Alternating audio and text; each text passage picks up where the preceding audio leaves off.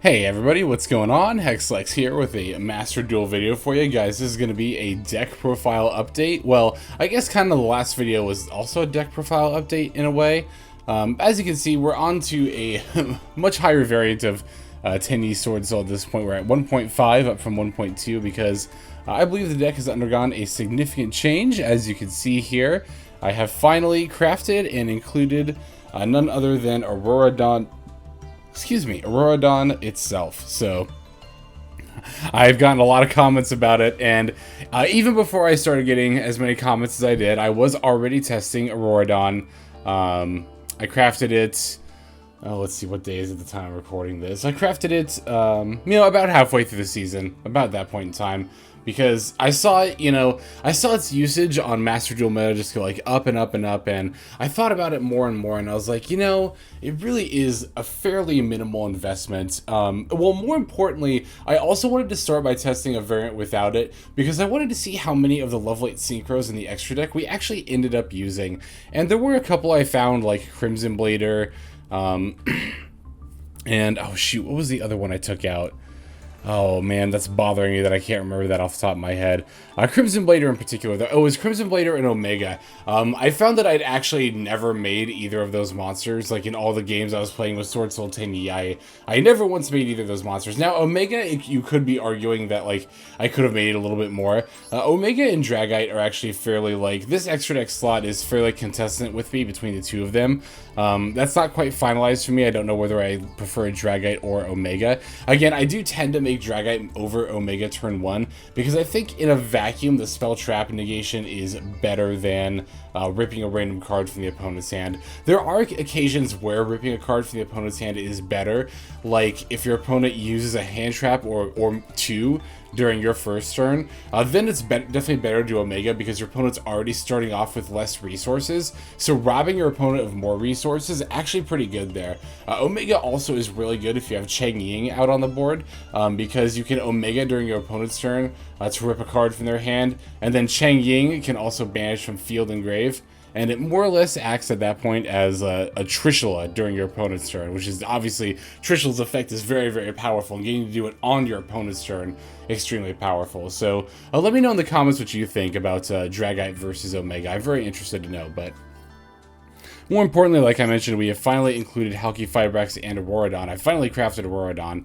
I've actually been meaning to craft, and it's funny because right after I crafted this, it actually got banned in the TCG. But I'm not really concerned about that because, I mean, as we've seen, obviously Master Duel's format is much different than TCG's, and our ban list is definitely much different. And even if it does get banned, oh well, we get our 30 ultra rare craft points back, and then we can just go back to the variant we were using before. Not that big of a deal. So yeah, the main deck hasn't really changed much at all. I literally only changed enough to include the Deskbot. I took out the third Crossout, which is one of the flex spots that I talked about in the last video.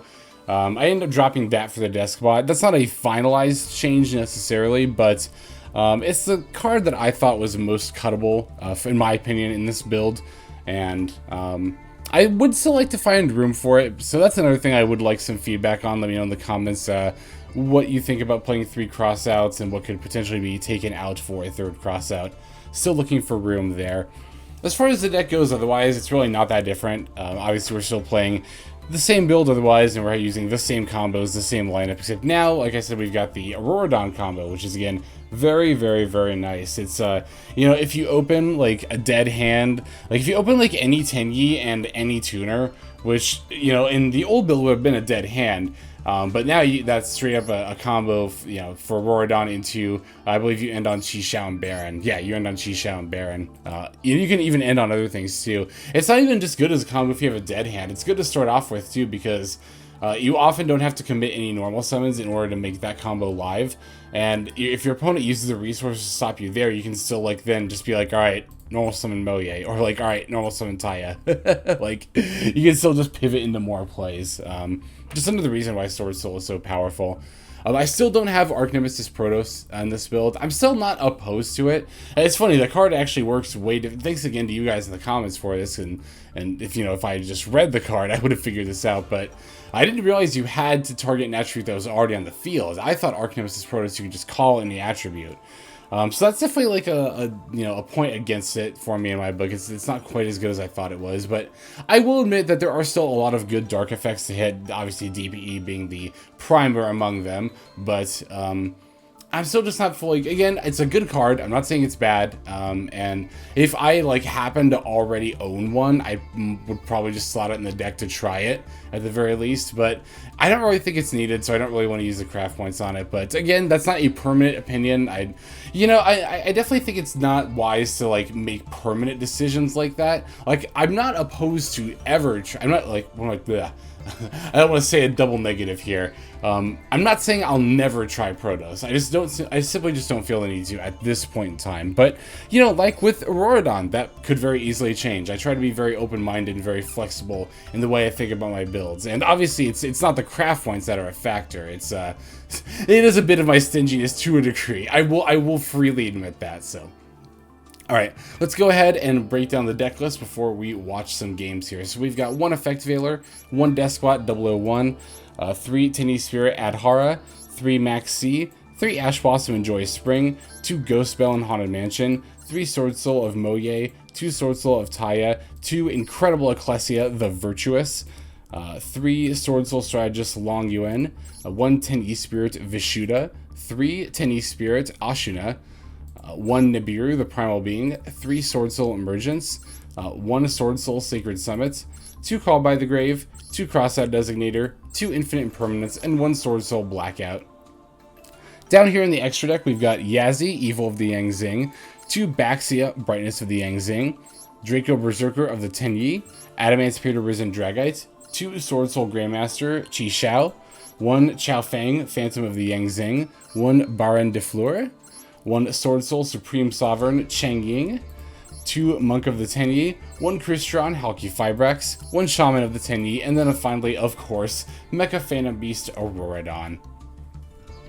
So yeah, we'll go ahead and show off the combo that can get into Auroradon. I think it's part of the first game here, and then, yep, we'll just have more games to watch from there. Yeah, like I said, I think this variant of Swordsouls is actually a lot better than I gave it credit for. And it's not necessary, for sure. Like, if you don't own an Auroradon and don't have the craft points to make one, you know, you can definitely still play Tenyi Swordsoul just fine, like I was doing up till this point. Not necessary, but I will admit it is fairly nice. And it is, like I mentioned earlier too, minimal extra deck investment. Like I said, there were just a couple of level 8 synchros I never used, so just easy to get those out. But as always, if you have suggestions for the build, I would love to hear from you in the comments about that.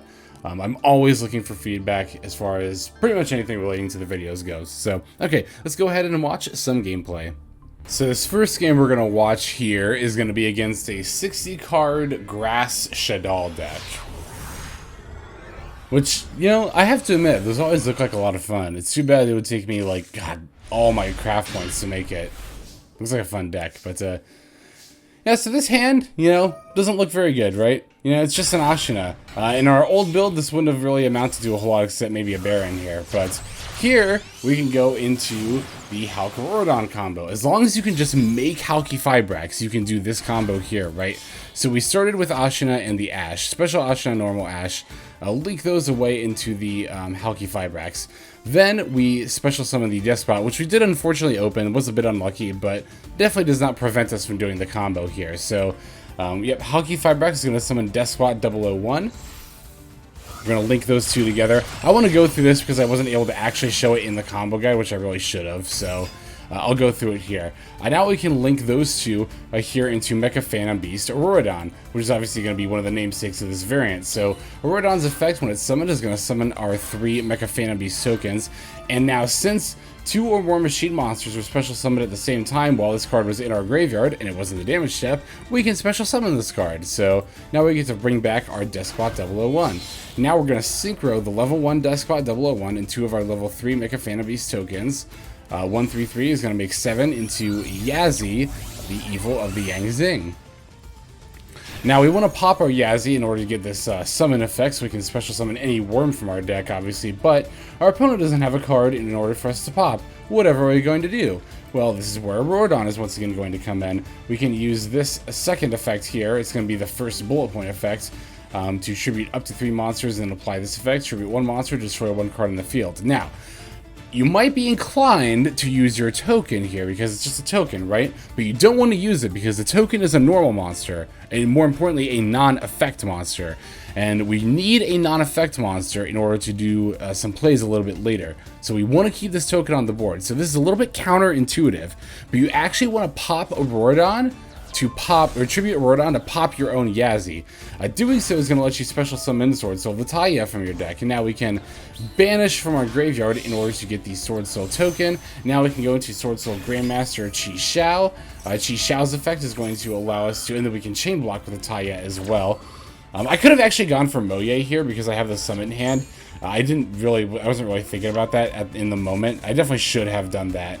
That was a minor misplay on my part. You should go for Mo Ye here if you have the material. Sometimes I catch myself being like, oh, I don't have a Swordsoul monster or worm monster in my hand, so I can't use Mo Ye. But it's like, no, the summon in hand would have worked as well. So, but the Taia works here too. So we can even use the Adhara in order to get back the Ashuna, which is nice. So now we'll discard the Ashuna and get the Longyuan with the Swordsoul token here in order to go into good old Baron de Fleur. And the reason that the token is important to have on the board is so that we can use Adhara to wheel the Tenyi monster back to our hand. Again, I could have just used the Sacred Summit with the Longyuan, so I didn't need to do that here. But if you didn't have a Swordsoul card or a War Monster in hand, that's how you would do it. And again, that's why it's important to keep the token on board, so you can use your Tenyi effects to keep the combo going. And that's why you tribute Auroradon itself in order to pop the Yazi there. And of course, we get our random burn with the Longyuan there. And since I actually didn't end up using the Ashuna there, I'll just go ahead and get a Vishuda out of my deck, and then I'll just use the Summit because why not? And I'll get a Yazi on the board as well, so we can end with even more stuff for our opponent's turn. So yeah, we got a pretty decent setup here. Again, those last 2 bits were definitely unnecessary, and I honestly probably shouldn't have done them, but whatever, it's fine. So I'm actually going to let this Fusion Destiny resolve here. I'm not going to negate it with Baron because the DPE in and of itself isn't necessarily too much of a deterrent for me. Now my opponent, for some reason here, elects to activate DPE's effects, and I don't really know why, because I have 2 forms of negation on the board. Well, another reason I let the DPE resolve is because I've got the Imperm face down, so like I've got more than enough ways to stop it here. And I feel like my opponent leading with Fusion Destiny is like Baron bait, but more importantly, if we remember, Fusion Destiny, if it resolves, specifically if it resolves, my opponent cannot special summon except for Dark Hero monsters. So that's the other reason I let it resolve, is because I knew I could deal with the DPE just fine. And then I knew they wouldn't be able to go off unless they were specifically a hero deck. And even if they were a hero deck, they would still be limited in their plays. They wouldn't be able to special summon like Stratos or something like that. But I knew that if they weren't a hero deck, which they very likely weren't, they would lock themselves out of doing anything else for the rest of the turn. The Fusion Destiny was just such an obvious Baron bait to me that I just didn't feel it was wise to take it. That is one thing you have to be mindful of if you're going to be making Baron turn 1 consistently. This deck is a little bit like Trizu in that you got to know your opponent's choke points, and you got to know what you can and cannot get away with negating. And yeah, in this scenario, I knew I could get away with negating the Fusion, or with not negating the Fusion Destiny with Baron here, so. But yeah, my opponent elects to activate DPE's effects themselves, which, I mean, I can just respond with Chi Xiao, so that's pretty easy there. And yeah, my opponent can search the Invocation, but they can't activate it this turn. Similarly, yeah, my opponent can Grasp, but they're not going to be able to special summon anything, so I'm not super duper worried about what my opponent's doing here, honestly.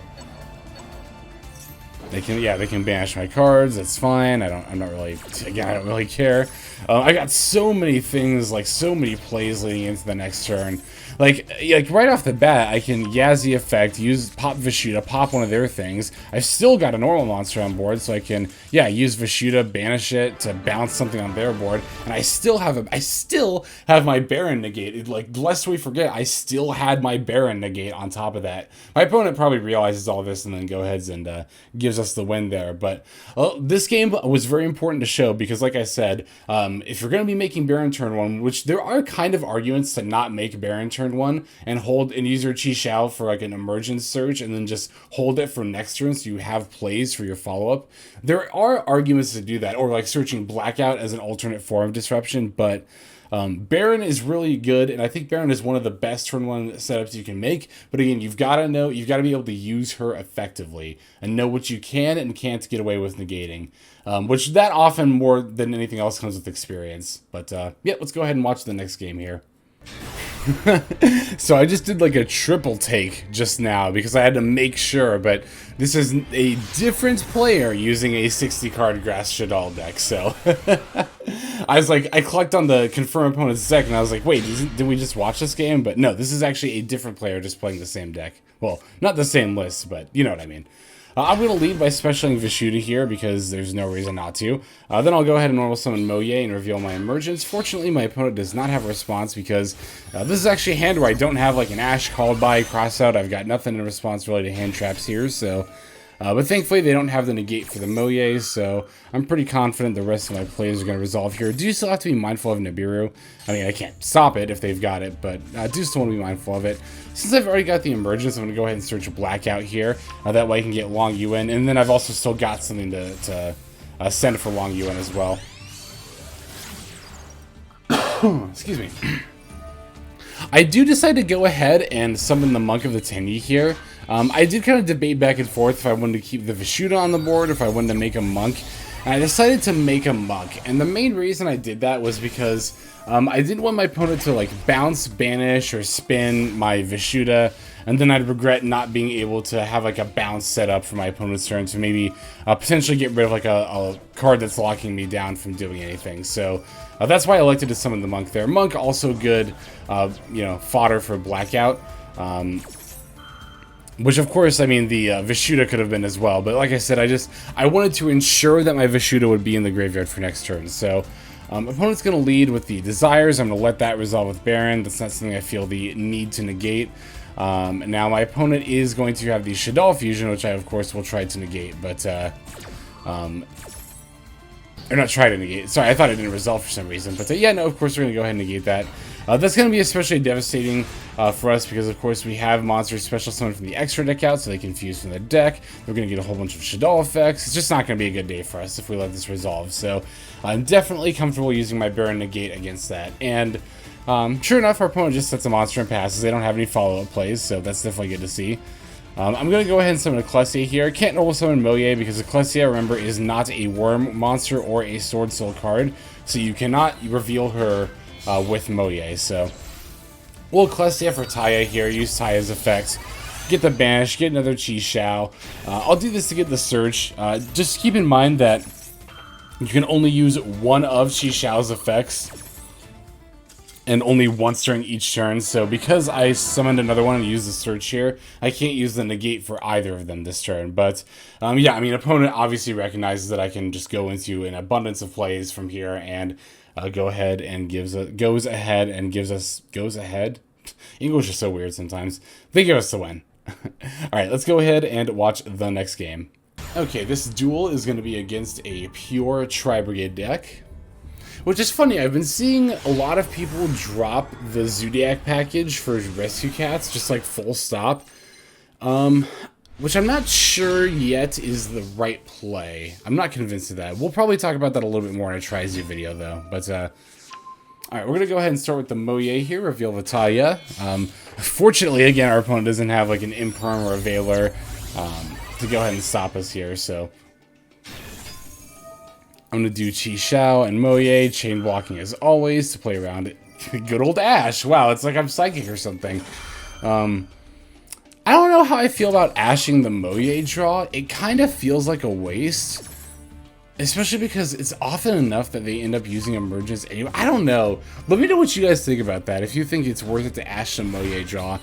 I think it's not usually, but there's not really a lot of other things to ash against this combo line, so it does prevent a draw. I mean, it's a 1-for-1. It's not bad, but yeah, let me know what you think about that in the comments. So, Once again, we set up the Chi Baron and Blackout setup. We always like to see that here.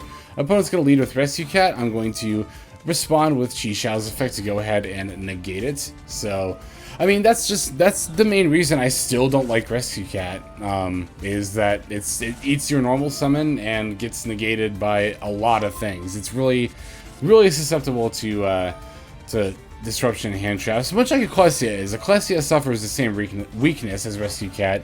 Ecclesia is a little bit better because the tribute to summon from deck effect is at least a quick effect on her, but it's still pretty much the same there, so not pretty much the same, you know what I mean. I'm going to go ahead and Baron and negate this Chaos summon after they banish all the materials, so that way they have less tri-types in grave. I mean, they still got like 4, but you know, it's not quite as much as they might have, so. Opponent's got the DPE. It's a bit unfortunate that the Blackout can't be used here because my opponent doesn't control 2 cards, so they're able to use the DPE to stop our board. But we at least have the Ghost Spell here, which this game is a prime example of why I love Ghost Spell so much right now.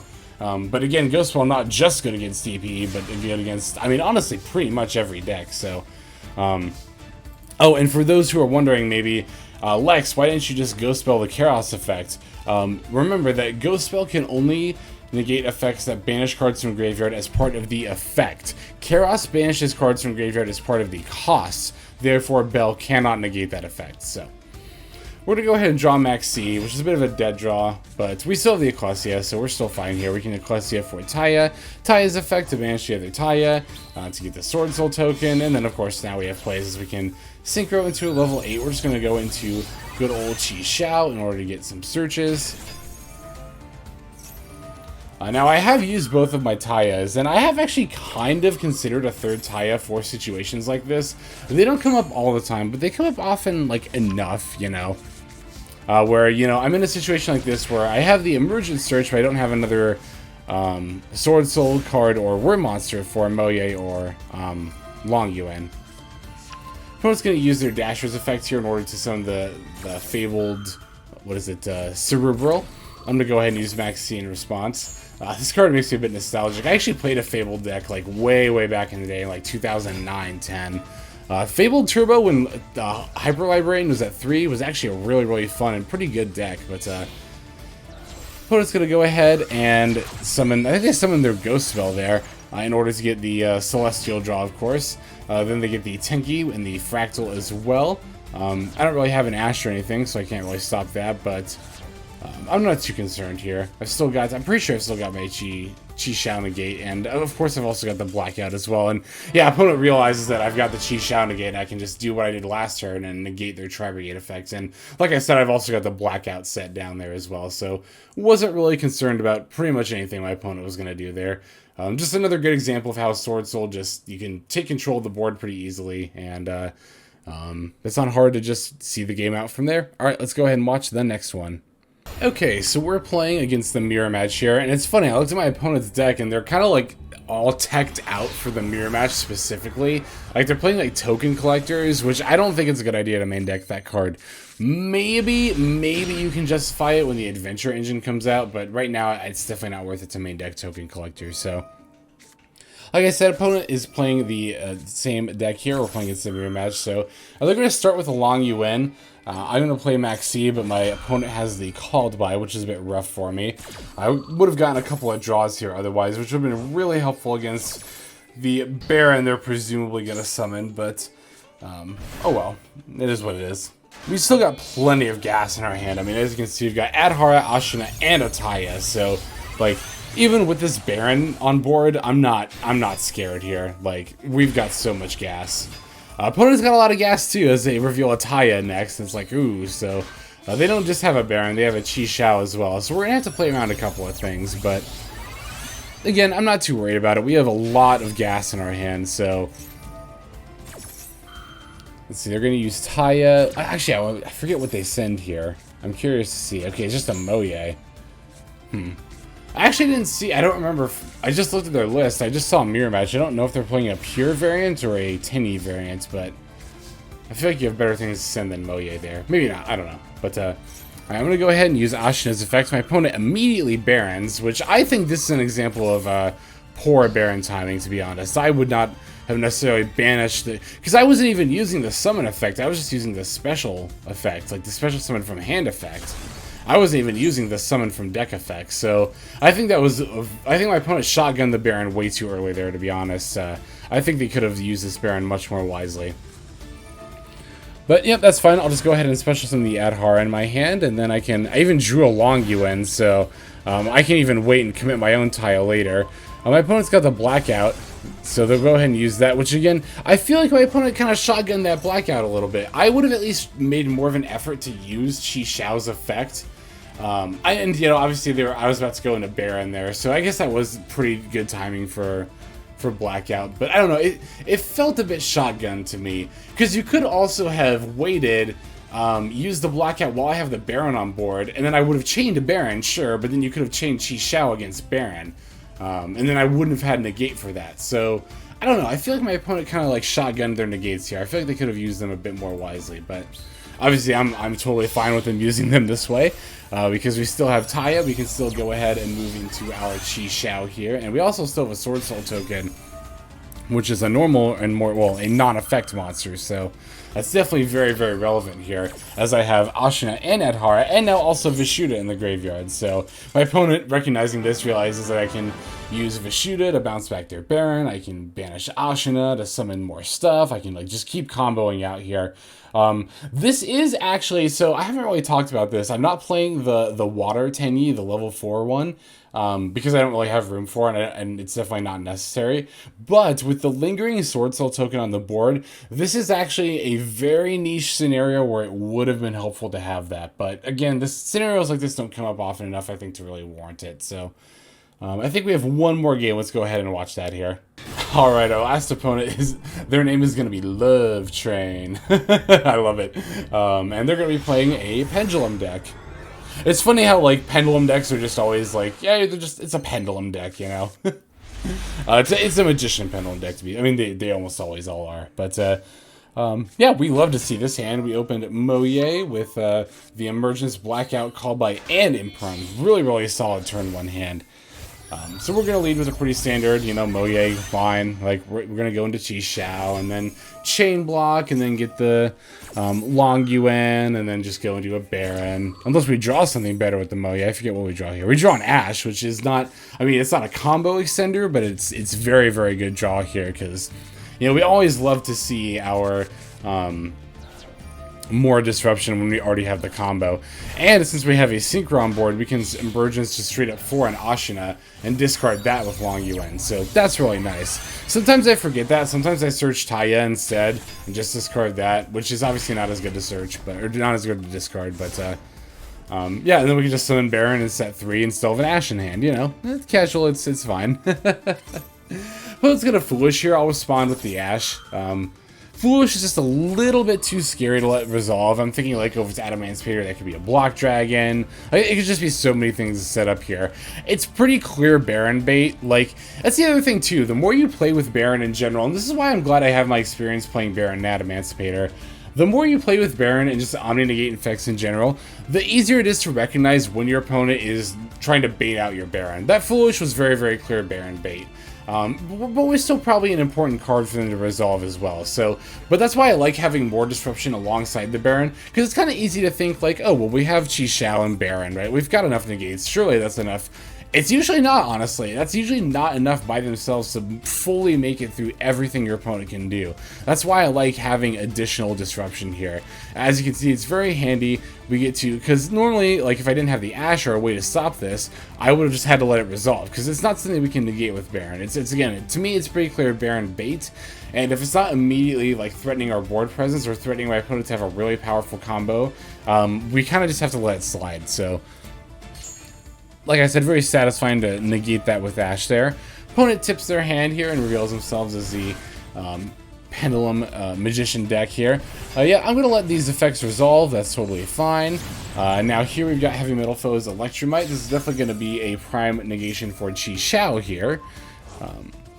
Definitely going to want to negate that. I like saving the Imperm. I like using the Qi Xiao because You know, to my opponent, these 3 back rows could be anything. But my Chi Shao negate is transparent. It's face up. My opponent knows I can do it. So I might as well use the effect that they know I can already do. And then maybe they might even feel more comfortable than trying to activate more effects on board to combo later. And then I can really get them with an Imperm. So I don't know. That's pretty basic. I feel like most people who are watching this video probably understand that. But I don't know. I'd like to explain why I'm doing the things I'm doing. So. Okay, now my opponent's going to set up a pendulum scale, and as soon as they do, I'm just going to go ahead and flip up my Blackout here. Because I know they don't have any other cards in hand, and then all they're going to be left with is a Stargazer Magician on board and a negated Electrobite, which they could still maybe, you know, have plays, make another Link monster, but I still have my Baron negate at this point, on top of the Imperm and the Call By. Remember, because we were able to use additional disruption on the Foolish, we still have the Baron negate. And now that we know that it's Pendulum, especially, even if the Foolish had resolved, or even if we didn't have the Ash, rather, it still would have been wise to let the Foolish resolve. Because, yeah, they would have had more setup here, but they would have been in roughly the same spot, and again, we still would have had the Baron negate. So, again, I've seen people, not really in my comments, but on like the Discord and on the subreddit, kind of talk about like how, oh, you know, the Swordsoul is supposed to have so much disruption, my opponent just immediately blows through all my negates. Well, is your opponent blowing through all of your negates, or are you blowing through all of your negates? Remember, we don't have to negate every single thing our opponent is doing, so. Anyway, because I still have all these negates and disruption on board, I feel totally comfortable using my Blackout to just pop my own Chi Shao and their scale here. Because, like I said, they don't have anything else in hand. They don't have really anything else they can do on board. And yeah, they just concede because, like I said, they don't have anything else. I've still got a Baron that still has a negate, and I still have 2 cards face down. So Swordsoul is a lot like Trizu in that way, but it's a little bit harder to use than Trizu in a way as well, because, you know, it's like Trizu in that, because we're a disruption-based deck, it's very important to know what our opponent's choke points are and what's good to stop, what we have to respond to, and what we can get away without responding to. But it's a little bit harder for us than Trizu, because Trizu's main disruption is Revolt, which not only sets up the banish with the Shurig, but then the resulting Kit and Nerval effects that resolve get you searches for additional plays next turn. Swordsouls, we don't always have that. Sometimes we go into Chi Shao and Baron, we don't always have a follow-up left in our hand like we didn't in this game. That's why it's so crucial for us to use our disruption wisely, because we don't have a guaranteed follow-up play all of the time. And when we don't, we have to make sure that what we've got is going to last us through to our victory, like it did here. So, all right, let's go ahead and move on to the outro. Okay, everybody, thank you so much for watching. I hope you found this video and these games useful and helpful. Yeah, like I said, I am now fully indoctrinated into the Crystron Halq Fibrax and Mecha Fan Beast Auroradon line. I'm all for it. I'm all for it.